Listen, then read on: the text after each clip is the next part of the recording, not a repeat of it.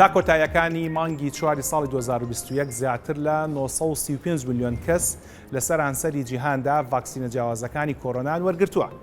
مەبەست لە وەرگرتنی ئەم ڤاکسینانە تەقاندنی تۆپێکە لە ناو لەشی مرۆڤدا بۆ ئەوەی کە بەرگری پێویست لە ناو لەشماندا دروست بێ بەرامبەر بەم پەتا جیهانیەی کە سەرانسەری جیهانی بەخۆیەوە سەرقاڵ کردووە. ئەو ڤاکسینانی کە ئێستا بەردەستن بۆ ڕێگەگرتن لە توشبوون بە کۆرۆنا لە 9 براندی جیاوازن و 8 دانە لەم 9 براندا پێویستەکە بە 2 ژەم وەربگیرێ. نێوانی ژەمەکانیش لە 2 تاکو 4 هەفتەیە. زۆر کەس پرسیار دەکات دەڵێت ئایا پێویست دەکات هەردوو ژەمی ڤاکسینەکەی هەمان کۆمپانیا و هەمان براند بن؟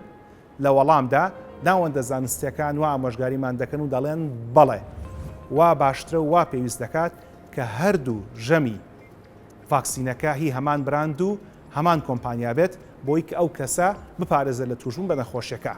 ئەوەشتان لە یاد بێت کە لە پاش وەرگرتنی ژەمی دووهەمی ڤاکسینەکە 2 هەفتە کاتمان دەوێت بۆی کە لەشمان دژەتەن و بەرگری پێویست دروست بکە بەرامبەر بە توشبوون بەم پەتا جیهانیە و وەخوا نەخواستە لە کاتی توشبوونیش بە نەخۆشیەکە لە ئەگەری مردن و چوونە سەر ئامێری هەنسەدانی دەستکرد بمان پارێزێ.